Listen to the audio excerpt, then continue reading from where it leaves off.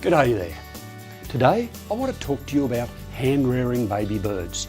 I'm Tony Geistier, bird vet and director of Vetafarm, Australia. I've been making and using hand rearing formulas for over 25 years.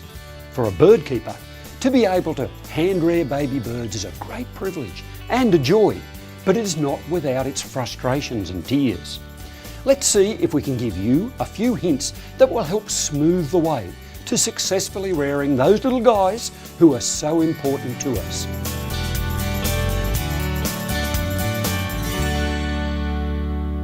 For today's demo, I will assume you have a suitable brooder and a preferred method of feeding.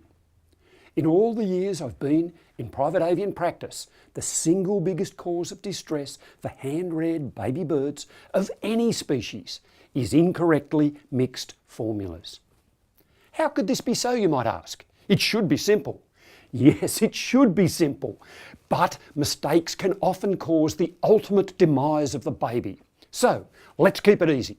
Let's start from the basics and mix up a batch of formula. Firstly, get all the things together you're going to need. Formula, measuring spoon, bowls, hot water, mixing fork, feeding tools, and of course the baby.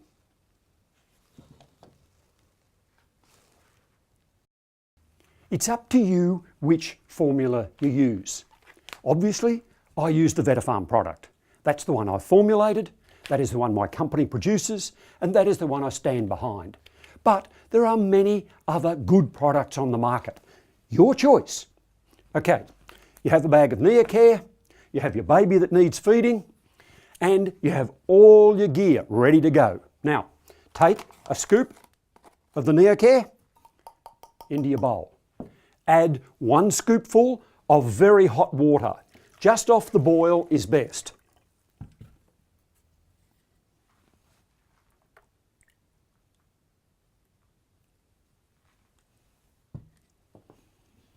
Now, take your trusty mixing fork, and I mean fork, not a spoon.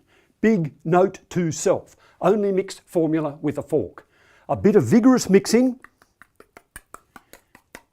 will work it into a paste. Keep working it until it's smooth. Just a little mini tip here. Mix that way around so that you force the formula down through the prongs of the fork. Gets the lumps out more quickly.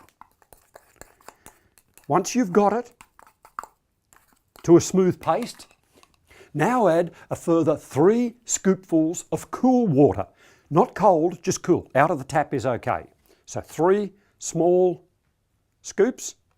Now, just with this scoop, just by way of explanation, the big end is 20 mils, the little end is 5 mils. Hence, we're using 1 to 3/4 in terms of hot water to cold water. Okay? Again, more mixing. You need to give it some time for the formula to take up the water. It's important not to feed the formula until it is stable. That means until it's stopped absorbing water. Keep mixing. It'll keep absorbing water. Take your time. It might take you 1 or 2 minutes of mixing. Now this batch that I'm mixing up here will give us about, give or take, 40 mils of usable formula.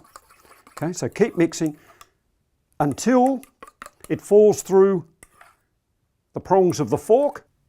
There it is. That's it. I can't stress enough that this is one of the simple mistakes that I mentioned before that people make that creates problems. Don't feed until the formula has stopped absorbing water, because if it hasn't stopped absorbing water, then it will be too dry, and the dry feed will cause crop dehydration and crop stasis. When you have it like this, you can feed with confidence. Get this step wrong and you'll find yourself in serious trouble. Really important. Next, we need to make sure that the temperature is correct. The right range for the temperature for most birds is 36 to 38 degrees Celsius. Formula that is too cold will stop the gut emptying, and formula that is too hot might burn the crop. It needs to be right. Another note to self, do not use a microwave to heat baby formulas. They are notorious for creating hot spots within the food, and the hot spots, may burn the crop. Use either a little more hot water or a little more cold water, put it in a dish and stand it until the temperature is right. I would strongly recommend a thermometer to test temperature. Tongues and wrists are notoriously fallible. You don't get it right. Once you have the formula mixed and you have the temperature in our 36 to 38 degree range, then we're ready to go. Once you have the formula mixed and at the correct temperature, feed it. Don't muck about. Take your spoon, syringe or crop needle, whatever it is, and get on with it. I normally use a crop needle. It's quick, clean and neat, but you need to know what you're doing if you're going to use one. It's not a technique for everyone. Here we have the baby, we have some mixed food, we have our feeding equipment of choice, away we go. Next time, we'll be looking in more detail at choosing the feeding equipment that suits you. Until then, good luck and have some fun hand feeding those babies.